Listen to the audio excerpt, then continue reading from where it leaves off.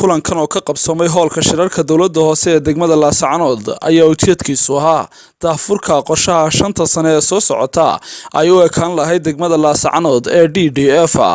waxaana kulankani goobjoog ahaa maayirka degmada LAASCANOOD saraakiil ka socotay wasaaradda arrimaha gudaha iyo ururka dowladaha hoose ee Algasal sidoo kalena waxaa ka soo qayb galay daahfurka mashruucan ay guddi ka socotay shanta xaafadood ee ka kooban tahay degmada LAASCANOOD سعيد نوح عبد الله oo ka socday ururka dowladaha hoose ee Algasal iyo agaasimaha gobolada iyo degmooyinka wasaaradda arrimaha gudaha Maxamed Cali Maxamed ayaa faahfaahin ka bixiyay mashruucan kulankeena maanta wuxuu daaran yahay oo sakaashanayaan wasaaradda arrimaha gudaha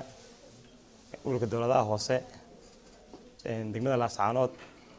inaynu daahfurno oo aynu ka shaqeyno maanta qorshaha 5 sano ee degmada LAASCANOOD ay yeelan doonto oo loo yaqaan DDF dowladaha hoose waa adeegayaasha bulshada dowladda hoose ee LAASCANOOD waxay samaysanaysaa qorshaha ugu adeegi lahayd 5 sano ee soo socda muwaadiniinteeda idinka waxa la idinka doonayaa maanta dadweynaha degmada LAASCANOOD inaad si kal iyo laab furan aad u sheegtaan baahiyihiina iyo sida u kala mudan yihiin iyo sida jeclaan lahaydeen in LAASCANOOD noqoto kadib waxa noogu xigi doonaa Ilaahay ka dhigo hartuulayaasha iyo isuduwayaasha oo ka qaadi doono profile-ka degmada iyo qorshayaashii tuulooyinkooda inta ka bacda weeye sida la sheegay waxaan u baahanay sameeyno xog ururin xogtana idinka haya marka la keenayo waxa sida la sheegay waa maxay baahida ugu daran baahi way badan yihiin laakiin baahida si kala horeeyaan inaan sheegno degmo walba ama xaafad walba baahida ugu muhiimsan ku yihiin أبر شن لح مركل الشيء إن هذانا لكره رئيسيو مهمة سوي كليه قدرة إنه سوور دونا قرشيه شنت سلامة أساس عطها هذا الكريجو تجمد الأسعار سوي كان لهيد والشباب تناي بحين لهيد دولة الخاصة كشباب لهيد وحنا كصباح يا كعاونية دخل دولة الخاصة دخل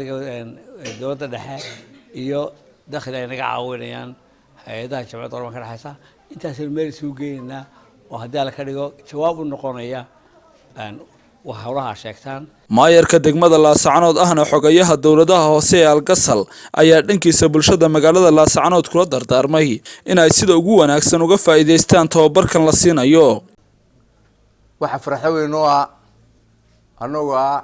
golaha deegaanka ee degmada LAASCANOOD iyo ururka dowladaha hoose ee Algasal oo anagu xogiisanahay waxa farxad weyn oo in maanta halkan ay ku qabanno muxuu ahaa shirkeenan aynu ku qabanayno xarunta dowladda hoose kullay farxad bay noo tahay halkan waxa fadhiya guddigii 5 xaafadood madaxdii ugu horeysay waxay sheegeen hawsha la idinka doonayo waxay tahay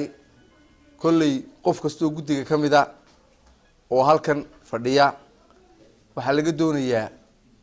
حكتي دقمدة باهدي دقمدة محي قبتها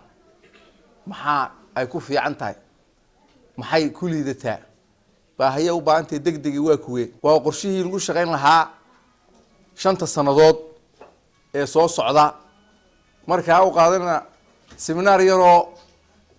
حوها انت عبار اسكت شوقو اللي سكتجيو وحنو دردار من عون ودردارك ودن بيهاي هوشا إن سيدا أي تاي أدوكسو للعشان لبان قرن ورباهنتا قرن كسوماليلان LAASCANOOD